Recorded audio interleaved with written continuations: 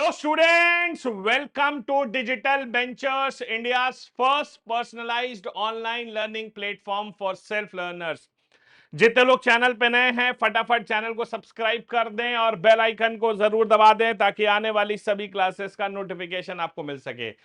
इस वीडियो को सब लोग लाइक कर दें और शेयर कर दें ताकि और भी लोग हमारे साथ इस मुहिम में जुड़ सकें। आप सभी का स्वागत है आपके अपने यूट्यूब चैनल, आपके अपने परिवार डिजिटल वेंचर्स पर। तो हाउस द जोश ऑफिसर्स, भाई जल्दी आ जाओ भाई। आईबी एसीआईओ की तैयारी बड़ी शानदार तरीके से आपकी चल रही है और आप पूरी उम्मीद कर सकते हैं कि आईबी एसीआईओ का एग्जाम आपका अक्टूबर 2025 में हो जाएगा। और इसके लिए मैंने क्या किया है, मैंने आपसे वादा किया था कि भाई मैं आपको 10 प्रैक्टिस सेट कराऊंगा, पूरे के पूरे 10 प्रैक्टिस सेट, और जनरल स्टडीज के कराऊंगा, ठीक है? क्योंकि जनरल स्टडीज की भैया सबसे ज्यादा इंपॉर्टेंस है। आप जानते हैं कि 100 क्वेश्चन आते हैं आपके एग्जाम में, 20 इंग्लिश से, 20 रीजनिंग से, 20 मैथ से, और बाकी 40 क्वेश्चन आते हैं जीएस और करंट अफेयर्स से, ठीक है? तो 40% वैल्यू जो है वो जीएस और करंट अफेयर्स की है और सबसे ज्यादा यही वो पोर्शन है जो आपके एग्जाम में सिलेक्शन में योगदान देने वाला है। तो मैं 10 सेट कराऊंगा आपको, और आपको मालूम है कि हर ट्यूसडे आईबी एसीआईओ का सेट मैं कराता हूं और हर थर्सडे आईबी सिक्योरिटी असिस्टेंट का सेट मैं कराता हूं। तो दोनों एग्जाम के 10-10 सेट करेंगे। आज हमारा सेट नंबर 2 है। और भाई ऐसा कि आप जानते हैं कि आईबी एसीआईओ में 100 में से 75 प्लस नंबर लाना बहुत जरूरी है।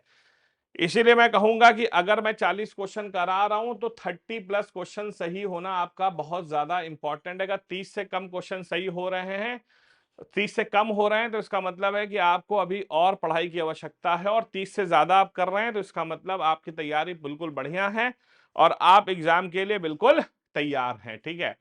तो अपने मार्क्स कमेंट सेक्शन में जरूर डालिएगा कि कितने मार्क्स आपके आ रहे हैं। और अगर अभी तक आप लोगों ने भाई साहब, अगर अभी तक आप लोगों ने डिजिटल वेंचर्स की ऐप को डाउनलोड नहीं किया तो फटाफट जाइए डिजिटल वेंचर्स की ऐप को डाउनलोड करिए। यहां पर मात्र 99 रुपए से आप अपनी एग्जाम की तैयारी शुरू कर सकते हैं। हमारे यहां मिलती हैं बहुत शानदार चीजें, जैसे कि आपको स्ट्रक्चर्ड वीडियो कोर्सेज मिलते हैं। यहां पर कोई लाइव क्लास नहीं है, हमने शानदार तरीके से कोर्स आपके लिए लाइव कर रखे हैं। जैसे कि अभी इंडियन पॉलिटी का कोर्स आप जो है जाकर खरीद सकते हैं, मेरा मात्र 299 रुपए में आपको मिलता है वो कोर्स। इसके साथ साथ हमारे यहाँ टॉपर्स द्वारा लिखे हुए हैंड रिटन नोट्स मिलते हैं, टेस्ट सीरीज मिलती है जिसमें हम क्या करते हैं, पूरा एनालिसिस देते हैं। हमारे यहाँ करंट अफेयर्स, और आप जो है करंट अफेयर्स हो गया और पीवाईक्यूज हो गए, उसको आप जो है टेस्ट के फॉर्मेट में अटेम्प्ट कर सकते हैं। ये पीडीएफ वाला कोई झंझट यहाँ पर नहीं है। और हमारा एआई स्टडी प्लानर जो अभी अंडर डेवलपमेंट है, देख सकते हैं कमिंग सून है, जल्दी हम आपके लिए लाइव करने वाले हैं, जिसमें आपके प्रेफरेंसेस के हिसाब से, आपके जो है लर्निंग स्टाइल के हिसाब से, आपके स्ट्रेंथ और वीकनेस के आधार पर एक जो है हम स्टडी प्लान तैयार करेंगे। अधिक जानकारी के लिए आप हमें 7800099699 पर कॉल या व्हाट्सएप भी कर सकते हैं, ठीक है? तो चलिए भाई शुरू किया जाए। बहुत बढ़िया, चलिए। तो पहला क्वेश्चन आपके स्क्रीन पर ये रहा। Who is the constitutional head of the state government in India? Bharat में राज्य सरकार का संवैधानिक प्रमुख कौन होता है?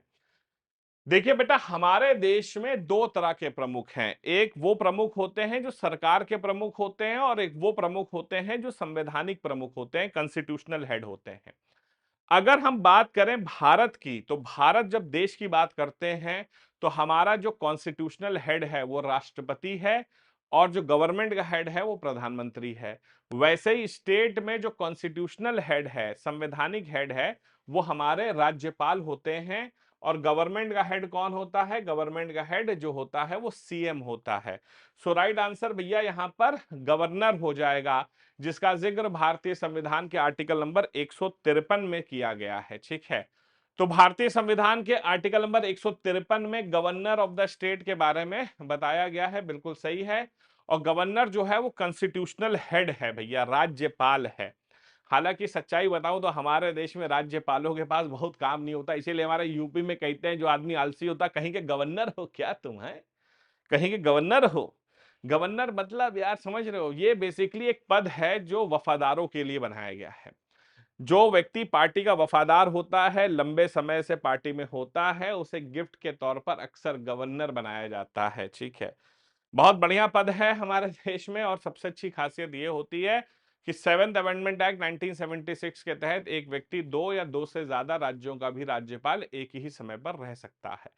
ठीक है, ऐसा नहीं है कि उत्तर प्रदेश का गवर्नर है तो आप यूपी के ही हो सकते हैं। यूपी का गवर्नर साथ में एमपी और राजस्थान का भी हो सकता है, कोई टेंशन नहीं। और सबसे इंपॉर्टेंट चीज एक हमेशा याद रखिएगा, एलिजिबिलिटी के बारे में गवर्नर के एग्जाम में जो पूछी जाती है, गवर्नर 35 साल का होना चाहिए, वो मैंडेटरी है। लेकिन सबसे इंपॉर्टेंट बात यह है कि गवर्नर हमेशा उस राज्य को नहीं बिलोंग करना चाहिए जहां का वो गवर्नर है। जैसे कि मैं यूपी से बिलोंग करता हूं, तो मैं यूपी का गवर्नर नहीं बन सकता। क्यों? क्योंकि अगर मैं यूपी का गवर्नर बनूंगा तो मैं लोकल पॉलिटिक्स में इन्वॉल्व हो सकता हूं। तो इसीलिए सरकारिया कमीशन ने कहा था कि गवर्नर जो है वो एक कॉन्स्टिट्यूशनल पद है और उसको लोकल पॉलिटिक्स में इन्वॉल्व नहीं होना चाहिए। ठीक है, एक्टिव पॉलिटिक्स से दूर होना चाहिए। ठीक है, तो बहुत इंपॉर्टेंट है। राइट आंसर वन का सी हो जाएगा। दूसरा, consider the following about the military exercise युद्ध अभ्यास 2025। सैन्य अभ्यास युद्ध अभ्यास 2025 के बाद निम्नलिखित कथनों पर विचार करें। It was held between India and USA. Bharat और यूएस के बीच हुई थी। It took place in Alaska, ये अलास्का में आयोजित हुआ था।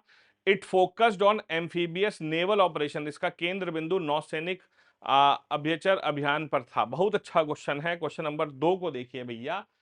ठीक है, हाँ जी, बहुत बढ़िया, जल्दी बताइएगा। भाई देखो, ये इंडिया यूएस के बीच में हुई थी, अलास्का में हुई थी।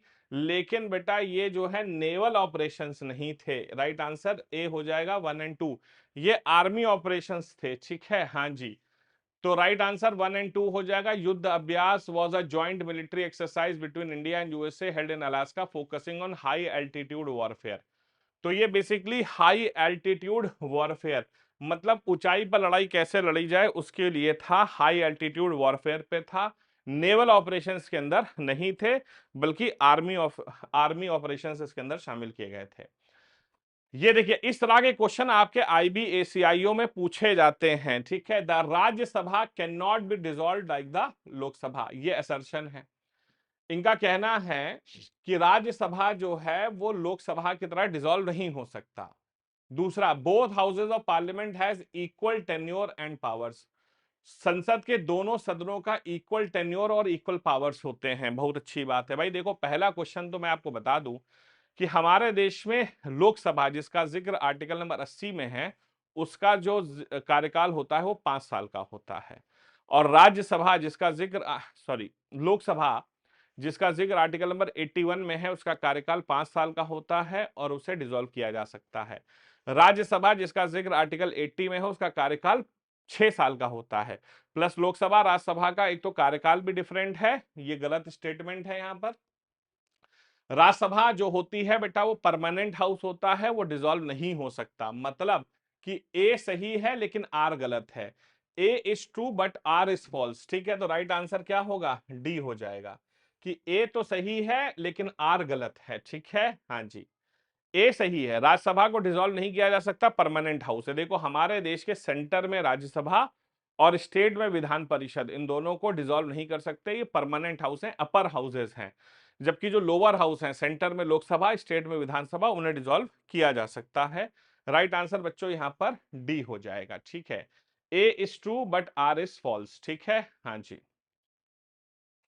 Who founded the Ramakrishna mission in 1897? 1897 में रामकृष्ण मिशन की स्थापना किसने की थी? दयानंद सरस्वती, रामकृष्ण परमहंसा, स्वामी विवेकानंद या ईश्वर चंद विद्यासागर? बहुत बढ़िया। तो रामकृष्ण मिशन की स्थापना 1897 में किसने की थी? तो 1897 में रामकृष्ण मिशन की स्थापना किसने की थी? आपको मालूम है कि हमारे एक व्यक्ति हुआ करते थे रामकृष्ण परमहंस। तो रामकृष्ण परमहंस जो व्यक्ति थे वो किसके गुरु थे? वो गुरु थे हमारे स्वामी विवेकानंद जी के। स्वामी विवेकानंद जी जो हैं वो एक अथीस्ट हुआ करते थे, नास्तिक थे। और उन्हें जो है बेटा ईश्वर में विश्वास दिलवाया था रामकृष्ण परमहंस ने। रामकृष्ण परमहंस के मरने के बाद स्वामी विवेकानंद ने जो है रामकृष्ण मिशन की शुरुआत की थी। स्वामी विवेकानंद जी ने 1897 में रामकृष्ण मिशन की शुरुआत की थी। स्वामी विवेकानंद जी के बाद एक आयरिश महिला हुआ करती थी, सिस्टर निवेदिता, जो कि रामकृष्ण मिशन को आगे लेकर के गई थी। ठीक है, तो पहले स्वामी विवेकानंद जी थे और स्वामी विवेकानंद जी के बाद एक आयरिश महिला हुआ करती थी, सिस्टर निवेदिता, वो उसको आगे लेकर के गई थी। ठीक है, next. Consider the following about the Dakshin initiative. Dakshin पहल के बारे में निखिल विचार करें। It was launch to develop deep sea technologies. इसे गहरे समुद्री प्रौद्योगिकी का विकास हेतु शुरू किया गया था। It is an initiative of ministry of earth sciences. ये पृथ्वी विज्ञान मंत्रालय की पहल है। It aims exploring Arctic resources. इसका उद्देश्य आर्कटिक संसाधनों का दोहन करना है। बहुत बढ़िया। Question number 5। भैया पहली चीज तो आप देख सकते हैं कि आर्कटिक ओशियन का एक्सप्लोरेशन करना जो है वो अलाउड ही नहीं है। ठीक है, ठीक है, तो आर्कटिक रिसोर्सेस का एक्सप्लोरेशन तो आप वैसे भी नहीं कर सकते। तीसरा स्टेटमेंट तो यहाँ वैसे ही गलत हो गया। तीसरा गलत हुआ तो राइट आंसर अपने आप ही आपके सामने आ गया। इसे कहते हैं द ग्रेट एलिमिनेशन मेथड। इसको लगा डाला तो जिंदगी झिंगा लाला। ठीक है भैया, पहले आपको क्या करना है, आपको जो है गलत स्टेटमेंट ढूंढना है, आंसर अपने आप ही सामने आ जाएगा। Hmm. Who won the ICC T20 cricket world cup of 2024? अरे वाह, ICC T20 cricket world cup किसने जीता था? वो ऐतिहासिक कैच याद है कि नहीं भैया? हाँ जी, हमारे जो किलर मिलर, हाँ जी, किलर मिलर का नाम सुना है ना, डेविड मिलर। हाँ, डेविड मिलर ने वो ऐतिहासिक भैया लंबा छक्का मारने की कोशिश करी। और हमारे जो SKY हैं, सूर्य कुमार यादव, उन्होंने भाई साहब ऐतिहासिक कैच लिया था। वेस्ट इंडीज में हुआ था, गयाना में। ठीक है, और इंडिया ने ये वर्ल्ड कप जीता है T20 का। तो इंडिया ने असल में T20 के साथ साथ हम तो 2023 का वर्ल्ड कप भी जीत जाते हो, तो ऑस्ट्रेलिया ने थोड़ा सा हमारा मूड ऑफ कर दिया। ठीक है, उसके बाद T20 भारत ने जीता। फिर फरवरी मार्च में भारत ने अभी आईसीसी चैंपियंस ट्रॉफी भी जीती है रिसेंटली। ठीक है, हाँ जी।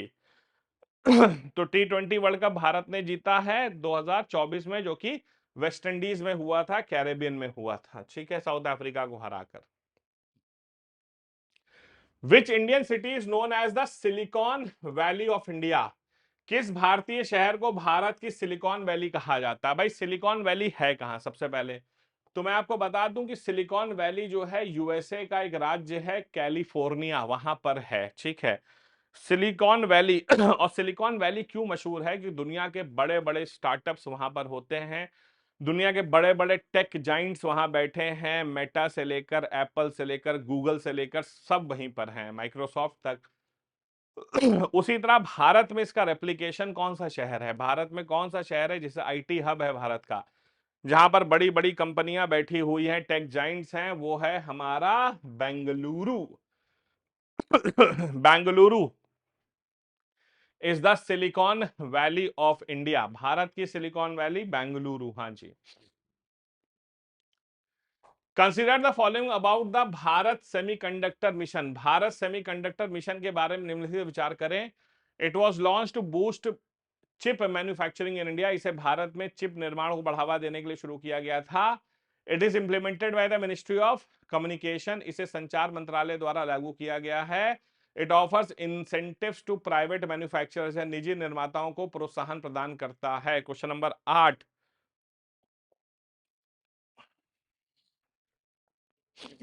देखो भैया, सेमीकंडक्टर आप जानते हैं, सेमीकंडक्टर्स की बहुत मांग है दुनिया में, और सेमीकंडक्टर मिशन भारत में शुरू किया गया है। ठीक है, तो चिप मैन्युफैक्चरिंग भारत में बिल्कुल सही है, पहला स्टेटमेंट सही है। लेकिन बेटा इसमें मिनिस्ट्री ऑफ कम्युनिकेशन नहीं, ministry of information technology and electronics, mighty शामिल है। और प्राइवेट मैन्युफैक्चरिंग को भी बढ़ावा दिया जा रहा है, बिल्कुल सही है, ताकि भैया ज्यादा से ज्यादा प्राइवेट प्लेयर्स इसके अंदर आए। ठीक है, उनसे उन्हें इंसेंटिवाइज किया जा रहा है। ठीक है, मैन्युफैक्चरिंग जो होती है उस पर प्रोडक्शन लिंक इंसेंटिव स्कीम के तहत, तो माइटी ने किया है इसे। माइटी बोले तो ministry of electronics and information technology. Earth rotates from west to east. हमारा जो अर्थ है वो भैया वेस्ट टू ईस्ट मूव करता है। This rotation causes day and night. इसके वजह से दिन और रात से होती हैं। ठीक है, हाँ जी। ये हमने, ये प्लीज ये बेटा गलत, ये दूसरा क्वेश्चन था पिछली बार वाला, उसको यहाँ पे शामिल कर दिया, सॉरी सॉरी सॉरी सॉरी। ठीक है, हाँ जी, इंग्लिश वाला ही देख लीजिए। तो इनका कहना है कि earth rotates west to east. भाई आपको मालूम है कि हमारा earth west to east rotate करता है, टाइपिंग मिस्टेक हो गई है। तो हमारा अर्थ जो है वो वेस्ट टू ईस्ट रोटेट करता है, बिल्कुल सही है। रोटेशन जो है हमारा वो 24 घंटे में पूरा होता है, 23 घंटे 56 मिनट 40.91 सेकेंड एग्जैक्टली बात करें तो 24 घंटे। और इसके वजह से क्या होता है, दिन और रात होती है। बिल्कुल सही बात है, इसके वजह से दिन और रात होती है। तो पहला भी सही है, दूसरा भी सही है। और दूसरी खासियत ये है कि जो आर है वो कलेक्ट एक्सप्लेनेशन ऑफ ए है। तो both A and R are true and R is the correct explanation of A. Both A and R are true but R is not the correct explanation. ये गलत है, ये गलत है, ये गलत है, राइट आंसर ए हो जाएगा। हाँ जी, राइट आंसर ए है कि भैया अर्थ के रोटेशन के वजह से दिन और रात होती है और अर्थ के रिवॉल्यूशन के वजह से सीजन चेंज होते हैं। बहुत अच्छे, शाबाश। Next, which of the following is the longest national highway in India. Bharat का सबसे लंबा राष्ट्रीय राजमार्ग कौन सा है? भाई बहुत बढ़िया क्वेश्चन है। भारत का सबसे लंबा राष्ट्रीय राजमार्ग कौन सा है? Longest national highway in India, हाँ जी, भारत का सबसे लंबा राष्ट्रीय राजमार्ग। आपको मालूम है कि नेशनल हाईवेज के नंबर हमारे यहां चेंज कर दिए गए हैं। पहले हमारे देश में सबसे लंबा नेशनल हाईवे नंबर 7 था, जो कि वाराणसी से कन्याकुमारी जाता था। अब हमारे देश में सबसे लंबा नेशनल हाईवे जो है वो NH44 है, जो कि श्रीनगर से कन्याकुमारी को जोड़ता है। जो कि श्रीनगर से कन्याकुमारी को जोड़ता है, NH44 सबसे लंबा नेशनल हाईवे है, running from Srinagar to Kanyakumari. Bio manufacturing policy was introduced, income tax slabs were completely overhauled. आयकर स्लैब को पूरी तरह बदल दिया गया। सॉवरेन ग्रीन बॉन्ड्स वर कंटिन्यूड। देखो बेटा, पहली चीज ये है कि इनकम टैक्स में चेंजेस आए हैं, लेकिन ऐसा नहीं कि पूरा स्लैब सिस्टम ही चेंज हो गया। ऐसा नहीं, स्लैब आज भी वही है, 5%, 10%, 15%, 20%, ऐसा नहीं है। तो भैया पूरी तरह नहीं बदला गया है, ठीक है। तो दूसरा स्टेटमेंट तो यहां हो नहीं सकता, तो राइट आंसर बी हो जाएगा 1 और 3, ठीक है। तो भाई मैन्युफैक्चरिंग पॉलिसी बहुत इंपॉर्टेंट है। भाई मैन्युफैक्चरिंग ही तो हमें बढ़ानी है, हम सर्विस बेस्ड इकोनॉमी से हमें मैन्युफैक्चरिंग बेस पे पहुंचना है, ताकि ज्यादा से ज्यादा लोगों को हम लगा सकें। और मैन्युफैक्चरिंग से फायदा ये है कि अगर हम ज्यादा चीजें मैन्युफैक्चरिंग करेंगे तो हम एक्सपोर्ट भी कर सकते हैं, उससे हमें बहुत फायदा भी मिलेगा, ठीक है। Next, who discovered the sea route to India in 1498? 1498 में भारत की समुद्री मार्ग किसने खोजा? Christopher Columbus, Vasco da Gama, Marco Polo या फर्डिनेंड मैगेलन? भाई हम सबको मालूम है कि भारत का सी रूट किसने खोजा था। वो ऐतिहासिक दिन था 17 मई 1498 का। 17 मई 1498 का जो दिन था, उस दिन जो है एक पोर्चुगीज सेलर जिसका नाम था वास्को डा गामा, वो भारत पहुंचा था। और कहां पहुंचा था? कोझिकोड, केरला के कोझिकोड, जिसे हम कालीकट कहते हैं, ठीक है। वास्को डा गामा, हाँ जी, वास्को डे गामा, उसको लेकर आया था एक गुजराती मर्चेंट हुआ करता था, अब्दुल माजिद। उसने बताया था कि भारत में भैया मसाले बहुत शानदार मिलते हैं।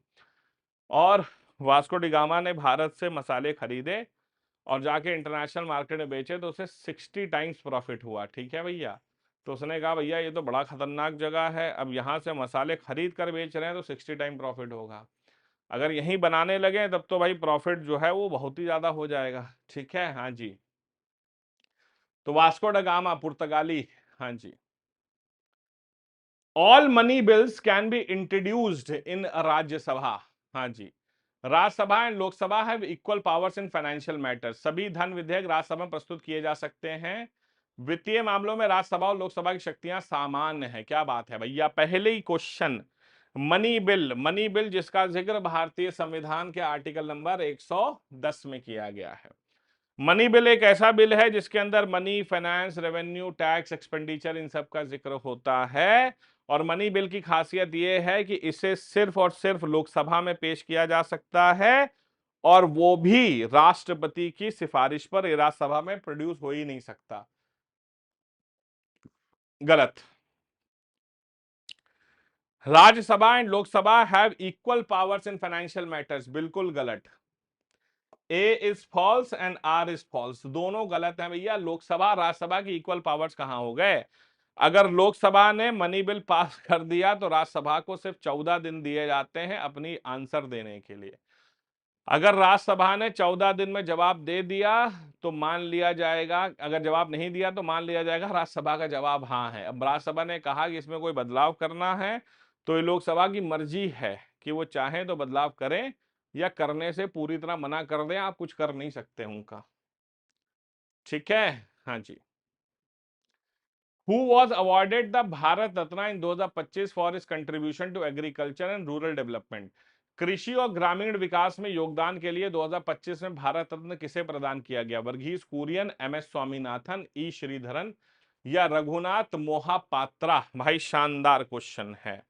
तो भारत रत्न 2025 एग्रीकल्चर की फील्ड में हमारे देश में very famous the father of green revolution, जिनका नाम है हमारे professor M S Swaminathan. Professor M S Swaminathan, the father of green revolution. हाँ जी, इन्हें भारत रत्न दिया गया है पॉस्टुमेटली, मतलब मरणोपरांत इन्हें दिया गया है। अभी तो जीवित नहीं है। ठीक है, हाँ जी। What is the primary component of LPG used in household? घरेलू उपयोग में आने वाले एलपीजी का मुख्य घटक क्या होता है? Methane, ethane, propane and butane या एसिटिलीन? एक क्वेश्चन पिछले क्वेश्चन से बन सकता है कि भारत में जो है ग्रीन रेवोल्यूशन जो है उसकी शुरुआत भारत में किस जिले से की गई थी? तो ग्रीन रेवोल्यूशन की शुरुआत जो है सबसे पहला बीज बिहार के चंपारण में लगाया गया था, हमेशा याद रखिएगा। ठीक है, हाँ जी। Primary component of LPG used in households? Methane, ethane, propane and acetane, acetylene. तो भैया आप सबको मालूम है एलपीजी जो लिक्विफाइड पेट्रोलियम गैस इस्तेमाल करते हैं उसमें प्रोपेन एंड ब्यूटेन होता है। आज से नहीं बेटा, ये बाबा आदम के जमाने से क्वेश्चन पूछा जा रहा है। ठीक है, नेक्स्ट। कुकिंग फ्यूल जिसे हम कहते हैं, which state hosted the 2025 national games of India? 2025 के राष्ट्रीय खेलों की मेजबानी किस राज्य ने की? उत्तराखंड, गोवा, तमिलनाडु या अरुणाचल प्रदेश? नेशनल गेम्स जल्दी बताइएगा भाई। अभी नेशनल गेम्स हुए हैं, राष्ट्रीय खेल हुए हैं उत्तराखंड में, देहरादून और उसकी एडजॉइनिंग सिटीज में। हाँ जी, नेशनल गेम्स बहुत इंपॉर्टेंट है। देखो, एक तो हमारे देश में नेशनल गेम्स हो रहा है, उसके साथ साथ खेलो इंडिया यूथ गेम्स भी हो रहे हैं जो तमिलनाडु में किए गए थे, चेन्नई और उसके आसपास। ठीक है, हाँ जी, देहरादून। हाँ जी। Consider the following about the Gaganyaan mission. Gaganyaan mission के बारे में लिखित विचार करें। India, it is India first human space flight programme. यह भारत का पहला मानव अंतरिक्ष मिशन है। It will carry 3 astronauts. It will launch carried by PSLV. इसका प्रक्षेपण पीएसएलवी द्वारा किया जाएगा।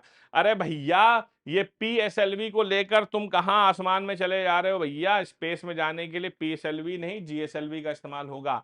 पीएसएलवी तो छोटा रॉकेट होता है, चंद्रमा तक जाता है। ठीक है, हालांकि भारत ने उससे मार्स तक भी पहुंच गया था, लेकिन वो अलग टेक्नोलॉजी थी। तीसरा तो हो ही नहीं सकता। Right answer 1 and 2।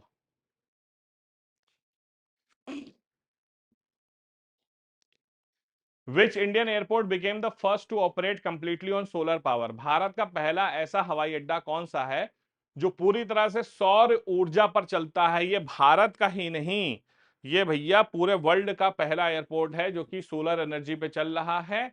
इसका नाम है कोचिन इंटरनेशनल एयरपोर्ट। हाँ जी, कोचिन इंटरनेशनल एयरपोर्ट बिल्कुल सही है।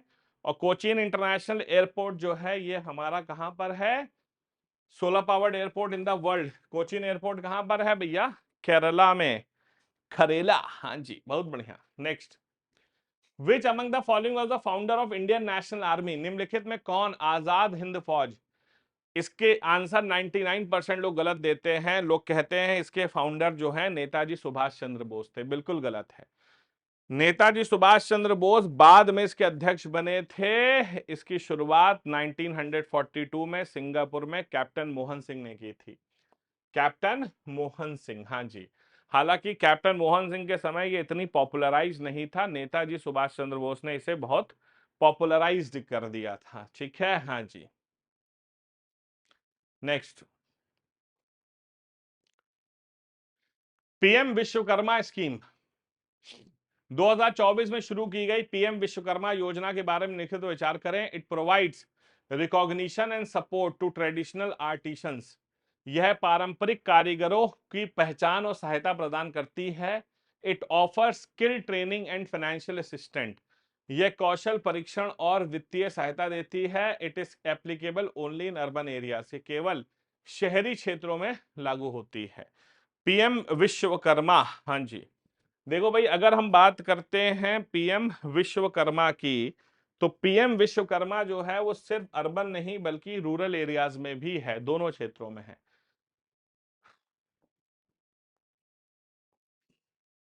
राइट आंसर 1 और 2, ठीक है, हाँ जी। ट्रेडिशनल आर्टिशंस के लिए सरकार ने शुरू किया है स्किल ट्रेनिंग और फाइनेंशियल असिस्टेंस। भैया, स्किल डेवलपमेंट में इस समय पूरा देश लगा है, क्योंकि हमें चाइना से आगे निकलना, और चाइना से आगे निकलने के लिए आपको स्किलफुल बनना पड़ेगा। ठीक है, next. Which organisation release the global gender gap report 2025? वैश्विक लैंगिक अंतर रिपोर्ट 2025 के संगठन जारी की गई? UN women, world economic forum, IMF या world bank? Global gender gap, हाँ जी। So global gender gap report जो है वो हमारी जारी की है भैया वर्ल्ड इकोनॉमिक फोरम ने। सो वर्ल्ड इकोनॉमिक फोरम ने इसे जारी किया है। ठीक है, global gender gap report of 2025 world economic forum. World economic forum आपको मालूम है कहां पर है? ये डावोस स्विट्जरलैंड में स्थित है, हाँ जी। The election commission of India is a constitutional body. It is mentioned in article 324 of the constitution. भारत का चुनाव आयोग एक संवैधानिक निकाय है, यह संविधान के अनुच्छेद 324 में उल्लिखित है। बहुत अच्छा, क्वेश्चन नंबर 24। 24। देखो भैया, हमारे देश में बॉडियां तीन तरह की हैं। पहली है कॉन्स्टिट्यूशनल, दूसरी है आपकी स्टैचुएटरी, और तीसरी है नॉन स्टैचुएटरी। कॉन्स्टिट्यूशनल बॉडी वो है जिनका जिक्र देश के संविधान में है। स्टैचुएटरी बॉडी वो है जिनका जिक्र संविधान में नहीं है, लेकिन इनको बनाने के लिए संसद में कानून पास किया गया है। नॉन स्टैचुएटरी बॉडी वो है जिनका जिक्र संविधान में नहीं है और इनको बनाने के लिए संसद में कोई कानून पास नहीं किया गया है। तो इलेक्शन कमीशन एक कॉन्स्टिट्यूशनल बॉडी है, बिल्कुल सही है। इसका जिक्र आर्टिकल 324 में है, बिल्कुल सही है। लेकिन आर जो है ना बेटा, वो ए का एक्सप्लेनेशन नहीं है। ठीक है, हाँ जी। ये गलत, ये गलत, ये गलत। तो both A and R are true, but R is not the correct explanation of A. ठीक है, तो बेटा वो उसका एक्सप्लेनेशन थोड़ी ना है। हाँ जी, बिल्कुल सही है। अब फॉर एग्जाम्पल क्वेश्चन ऐसे होता कि election commission of India is a constitutional body, और आर में लिखा होता कि constitutional bodies are those which are mentioned in the constitution, तब ये एक्सप्लेनेशन भी होता उसका। ठीक है, ये इसका एक्सप्लेनेशन नहीं है। Next. India signed a free trade agreement in 2025 with which block? Bharat ने 2025 में किस समूह के साथ मुक्त मुफ्त व्यापार समझौता एफटीए पे हस्ताक्षर किए हैं? आसियान, ईयू, ईएफटीए या सार्क? बेटा, फ्री ट्रेड एग्रीमेंट का मतलब होता है कि हम आपके यहाँ ट्रेड करेंगे, आप हमारे यहाँ करिए, कोई पैसा नहीं, कोई टैरिफ नहीं लगेगा। इसे फ्री ट्रेड एग्रीमेंट कहते हैं। और भारत ने अभी इसे EFTA, EFTA, European free trade association के साथ किया है। ठीक है, हाँ जी, जिसमें स्विट्जरलैंड, नॉर्वे जैसे देश शामिल हैं। Which state launch mission Shakti programme for women safety and empowerment? महिलाओं की सुरक्षा और सशक्तिकरण के लिए मिशन शक्ति कार्यक्रम किसने शुरू किया है?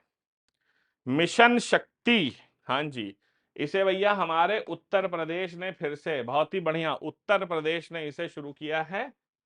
हाँ जी।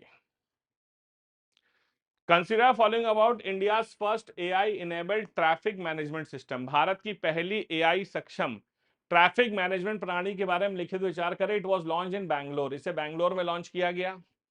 It uses facial recognition for driver tracking, यह ड्राइवर की पहचान के लिए चेहरे की पहचान तकनीक का उपयोग करती है। It includes adaptive signal control, यह अनुकूलित ट्रैफिक सिग्नल नियंत्रण प्रणाली को शामिल करती है। पहली चीज मैं आपको बता दूं कि भैया ड्राइवर ट्रैकिंग के लिए फेशियल रिकॉग्निशन अभी इसके अंदर नहीं है, बैंगलोर में किया गया है, बिल्कुल सही है।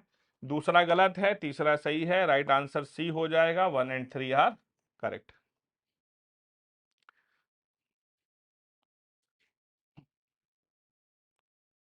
Who was sworn in as the Prime Minister of United Kingdom in 2025?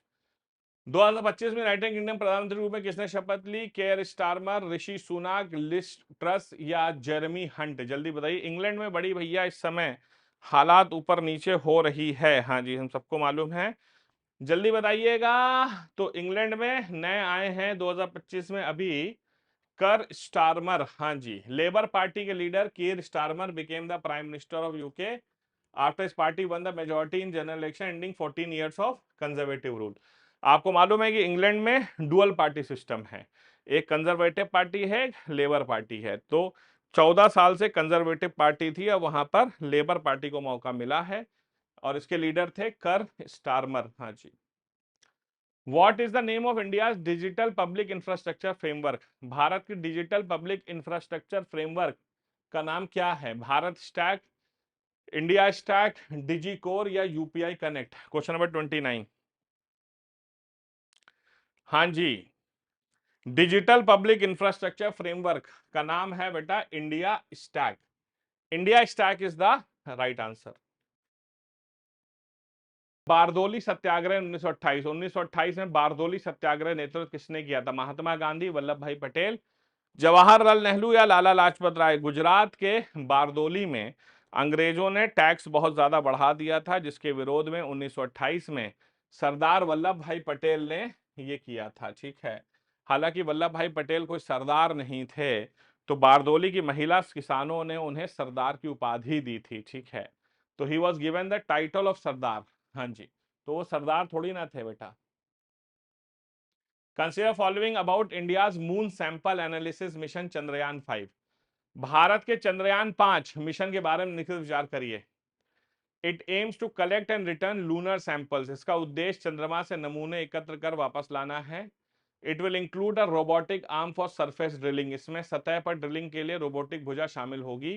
It will be launch by GSLV MK4 launch किया जाएगा, ठीक है। जल्दी बताइए क्वेश्चन नंबर 32। बिल्कुल सही है बेटा, collect and return lunar samples ये, लेकिन अभी GSLV MK4 नहीं है, MK3 ये लेटेस्ट वर्जन अभी रॉकेट का हमारे पास यही है। Right answer 1 and 2।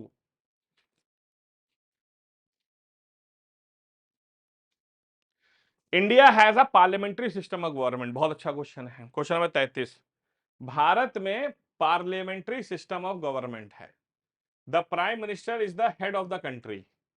क्या बात है, जल्दी देखिएगा। भारत में पार्लियामेंट्री सिस्टम ऑफ गवर्नमेंट है। पार्लियामेंट्री सिस्टम का मतलब होता है जहां dual head of the country होते हैं, एक नॉमिनल हेड होता है राष्ट्रपति और एक रियल हेड होता है प्रधानमंत्री, ठीक है। तो ये स्टेटमेंट सही है, लेकिन प्रधानमंत्री हेड ऑफ द कंट्री नहीं होते हैं, हेड ऑफ द कंट्री जो होते हैं वो राष्ट्रपति होते हैं। A is true but R is false, right answer C होगा। क्वेश्चन नंबर 33 का राइट आंसर सी है।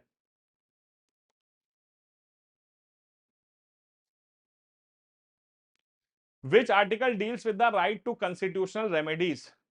संविधान के किस अनुच्छेद में संवैधानिक उपचारों का अधिकार उल्लेख है? भाई देखो, हमारे देश में कभी भी अगर किसी व्यक्ति के फंडामेंटल राइट्स का वायलेशन होता है तो उस व्यक्ति को अधिकार है कि वो सीधे सुप्रीम कोर्ट का दरवाजा खटखट खटखट खट खटखटा सकता है, और सुप्रीम कोर्ट उस व्यक्ति के फंडामेंटल राइट्स को बचाने के लिए 5 तरह के रिट्स जारी कर सकती है। 5 तरह के रिट्स कौन कौन से होते हैं? Habeas corpus, mandamus, quo warranto, certiorari और प्रोहिबिशन। बिल्कुल सही है, आर्टिकल नंबर 32 के तहत, ठीक है। सुप्रीम कोर्ट आर्टिकल 32 में कर सकता है और हाई कोर्ट आर्टिकल नंबर 226 में कर सकता है। Longest river in peninsular India, प्रायद्वीपीय भारत की सबसे लंबी नदी कौन सी है? नर्मदा, कृष्णा, गोदावरी या कावेरी? देखो भैया, अगर पेनिनसुलर इंडिया की बात करें तो सबसे लंबी नदी है हमारी गोदावरी, जिसे हम दक्षिणी गंगा के नाम से पुकारते हैं। हाँ जी, गोदावरी, जिसके किनारे पर आपको नासिक शहर मिलेगा महाराष्ट्र में, बहुत ही फेमस है गोदावरी। इसके ऊपर आपका कुंभ, महाकुंभ भी लगता है।